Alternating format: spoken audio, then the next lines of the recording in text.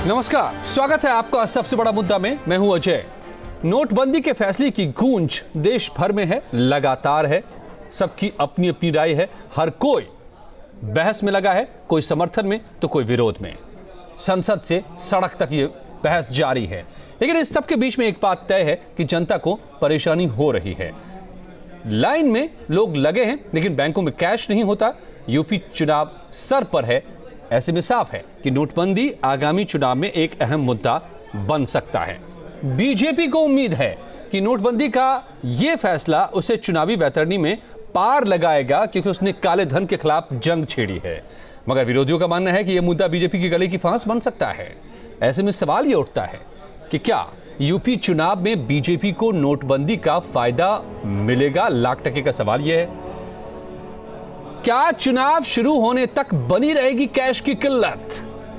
और अगर बनी रही तो फिर चुनाव के जो नतीजे होंगे, जनता की इन तकलीफों का उस पर क्या असर पड़ेगा? हम करेंगे बात, समझेंगे अपने मेहमानों से। मेरे साथ जुड़ रहे हैं कई मेहमान, मगर सबसे पहले देखिए आप ये रिपोर्ट।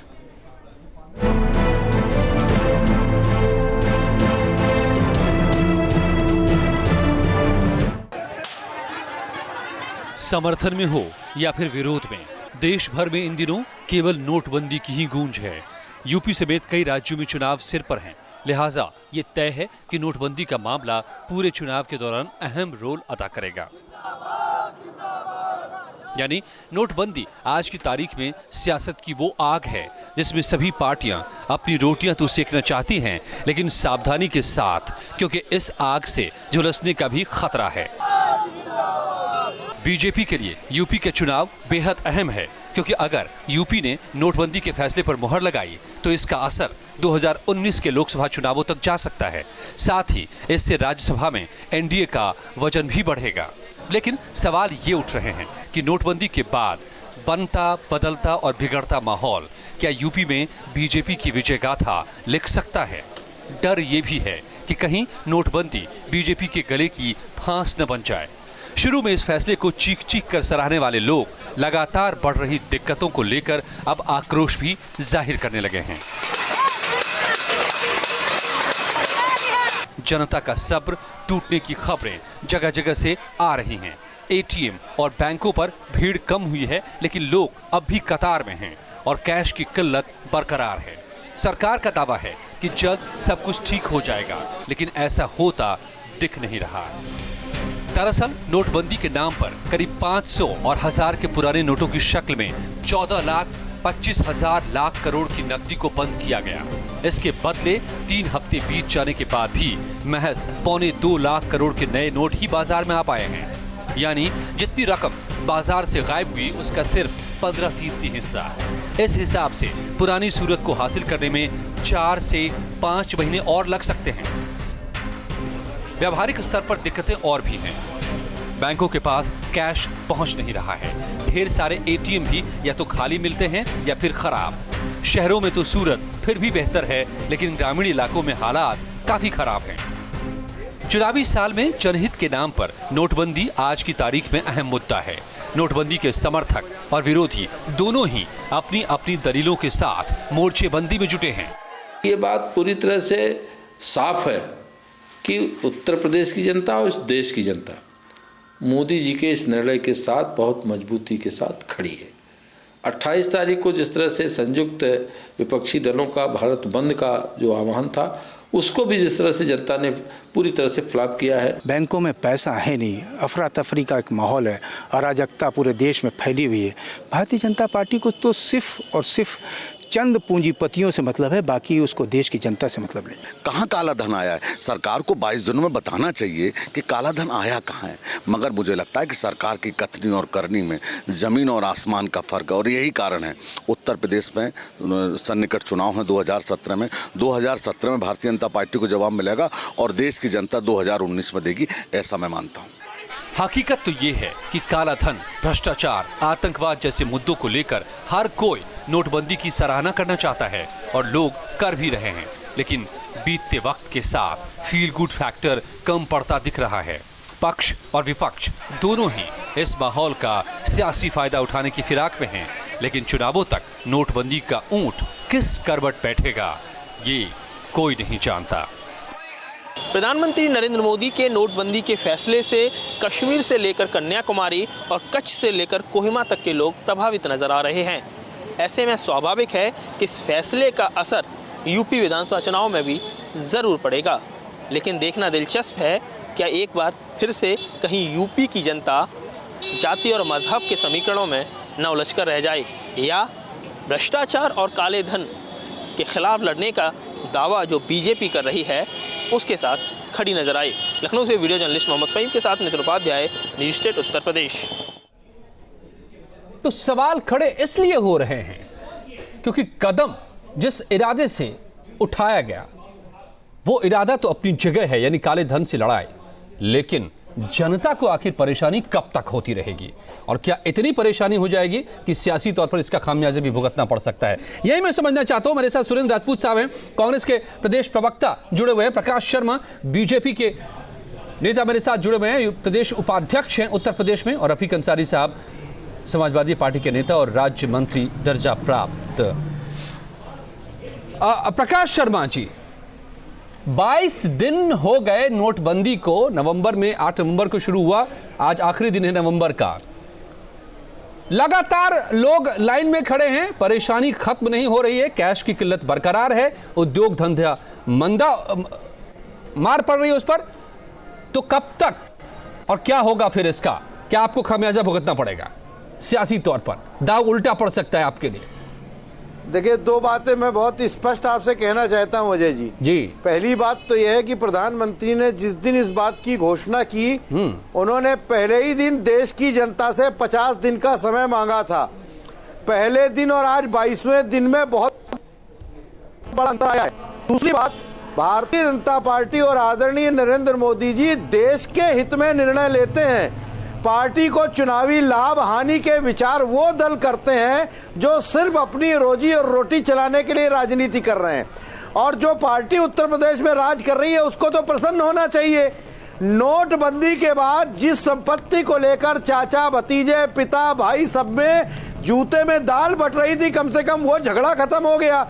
तो उनको तो प्रधानमंत्री जी को धन्यवाद दे देना चाहिए कि कम से कम उनके परिवार का झगड़ा नोटों के कारण जो हो रहा था उसमें बहुत बड़ी रोक लग गई।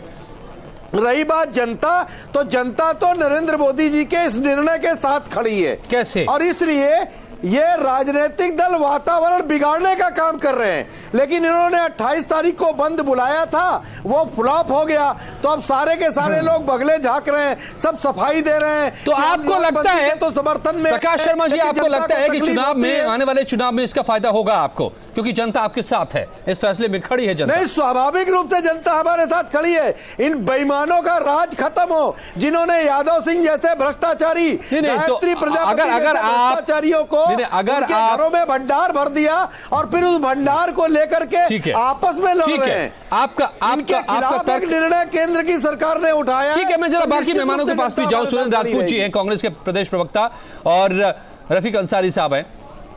रफीक अंसारी जी, क्यों फिर लगता है आप लोगों को कि ये जनता त्राई कर रही है, परेशान है? बीजेपी तो कह रही है कि उसके साथ खड़ी है, चुनाव में उसको फायदा भी मिलेगा क्योंकि उन्होंने काले धन से लड़ाई छिड़ी है।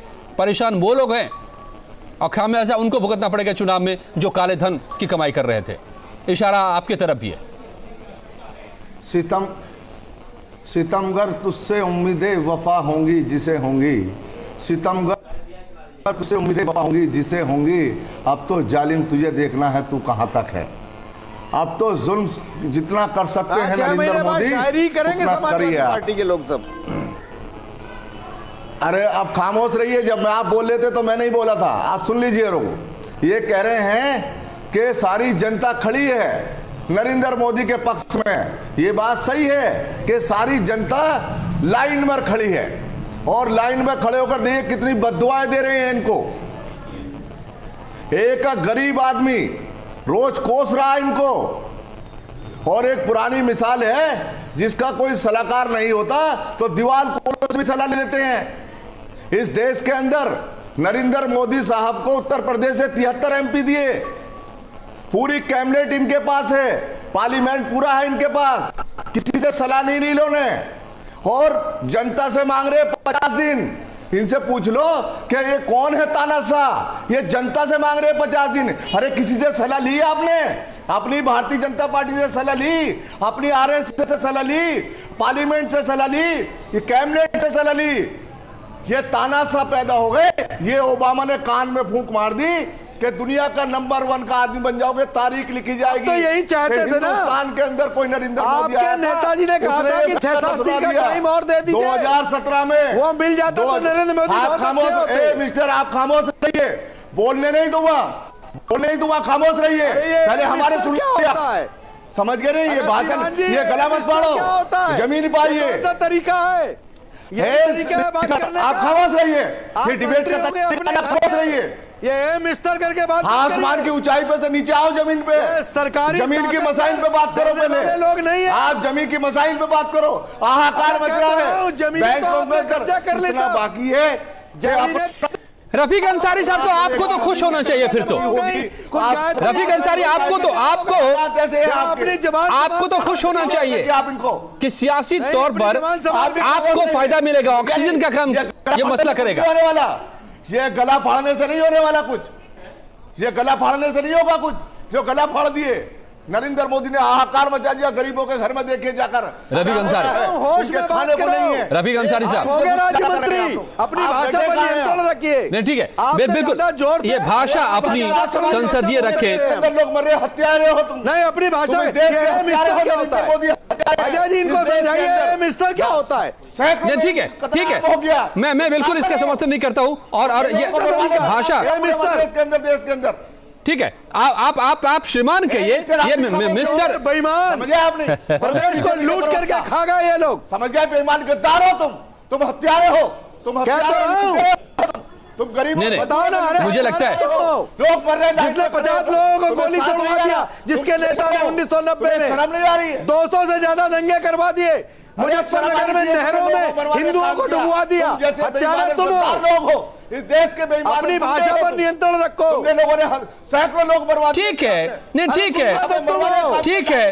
रफीक अंसारी साहब, आप सुन लीजिए मेरी बात, आप दोनों सुन लीजिए, शांत हो जाइए। हमारी पार्टी के चेहरे, शांत हो जाइए, शांत हो जाइए आप दोनों। हम लोग बात ये कर रहे हैं, नहीं, अब ये मुद्दा कितना गर्मा चुका है, जो हम सियासी तौर पर ये क्या असर डालेगा और क्या असर डाल सकता है, ये सियासी तौर पर क्या अहमियत ये मुद्दा हासिल कर चुका है, ये पता चलता है आप दोनों के तेवरों से। लेकिन तेवर को आप सियासतदान हैं आप लोग तेवर को काबू में रखिए और तर्क पर बात कीजिए, तर्क आधारित बातें कीजिए। इनको तमीज सिखाइए कैसे बात, बेकाबू मत होइए, ठीक है? यही बात मैं दोनों के लिए, आप दोनों के लिए कह रहा हूं। नहीं, रफीक अंसारी, आप थोड़ी देर के लिए आप शांत हो जाए। हत्यारे हो तुम देश के, ठीक है? आप मरवाने का काम कर दिया इन्होंने, आज भी इनको सबर नहीं हो रहा। कितने लोगों को मरवा दिया इन लोगों। ये तुम की भाषा में बात मत करें आप लोग, आप दोनों कुछ देर के लिए खामोश हो जाएं। मैं आपके ऑडियो को अभी बंद कर रहा हूं। सुरेंद्र राजपूत जी, आपकी आवाज नहीं आ रही है इस वक्त, अब आप दोनों की आवाज नहीं आ रही है। आप माफ करें, थोड़ी देर के लिए आप लोग शांत हो जाएं, पहले पानी थोड़ा सा पी ले। सुरेंद्र राजपूत जी, तो जो बातें रफीक अंसारी साहब कह रहे थे और जो मेरा आज का मुद्दा है, उस हिसाब से सियासी तौर पर आप लोगों की पौबारा यूपी में होने वाली है।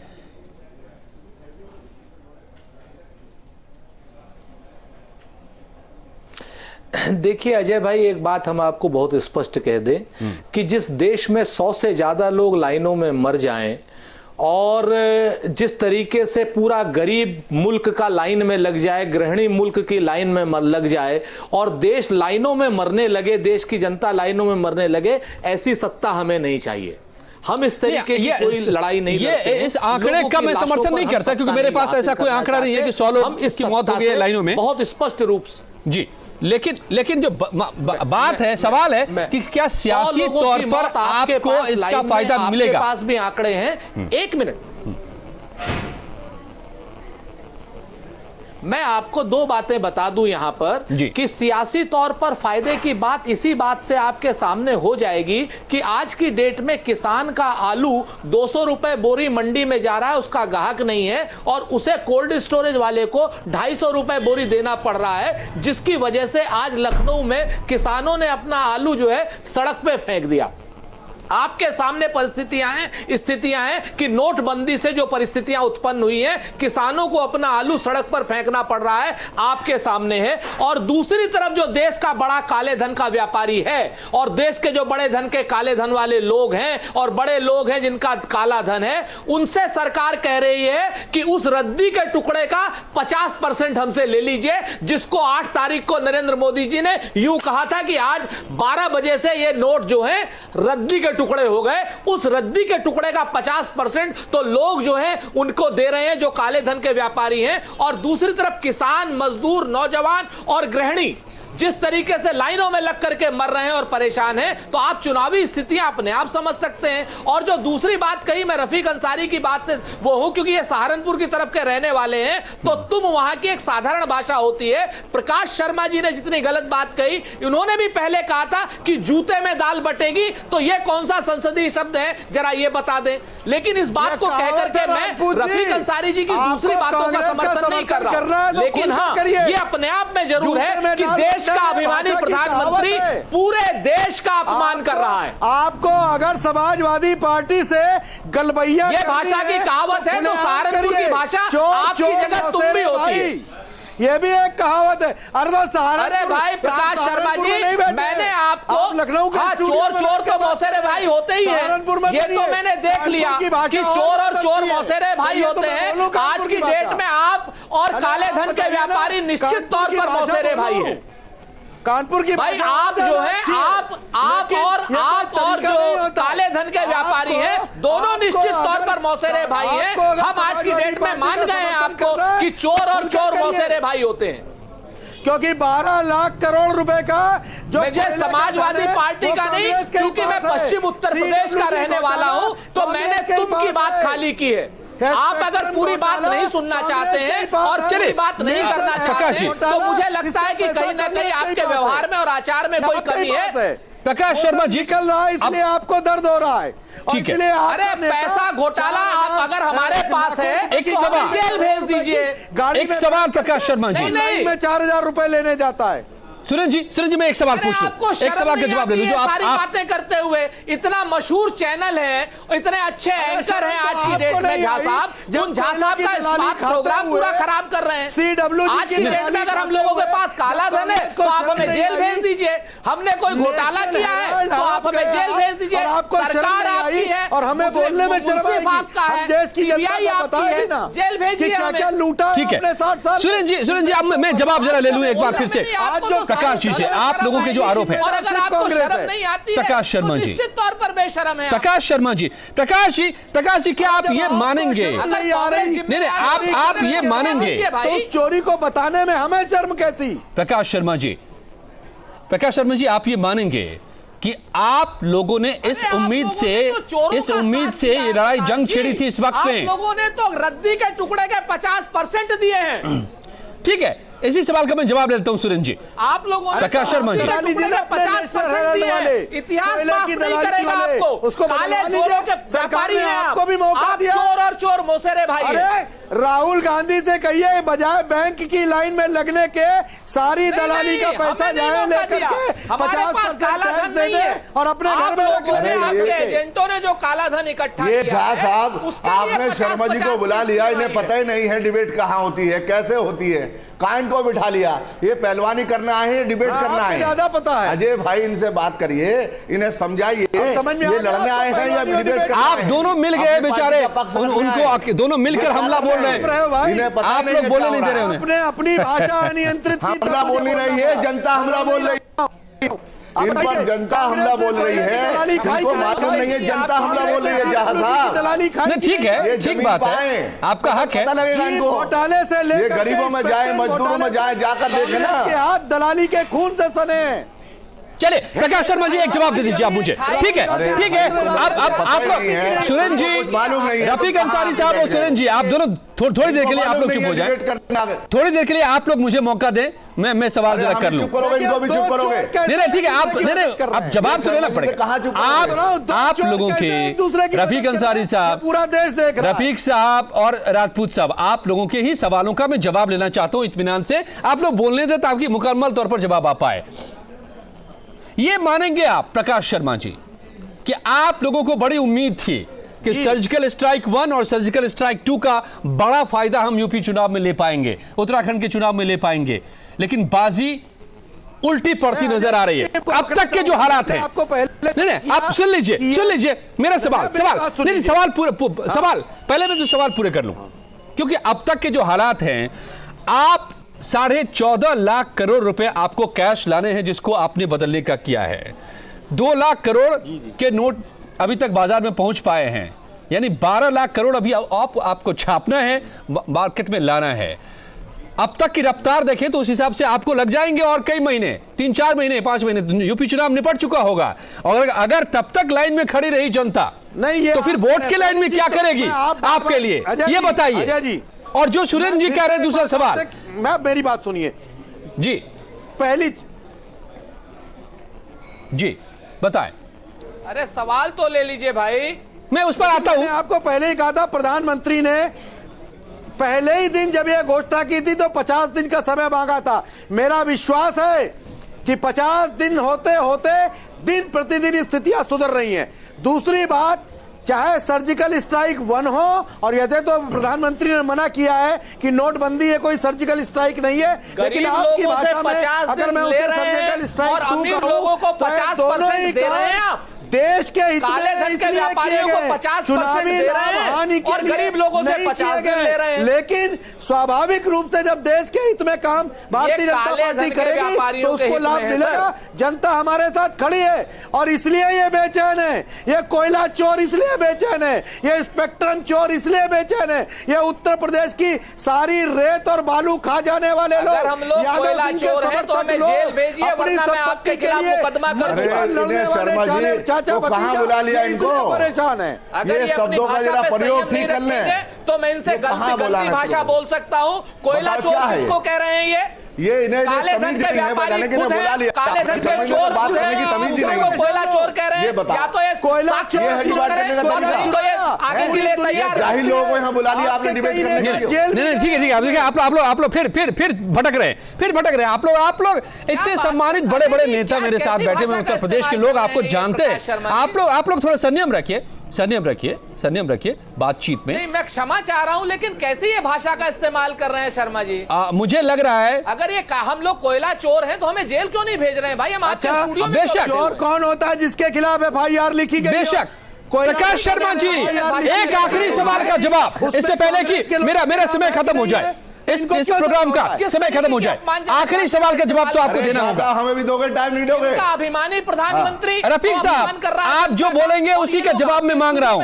अगर आप बोलते रहेंगे तो जवाब नहीं मिल पाएगा।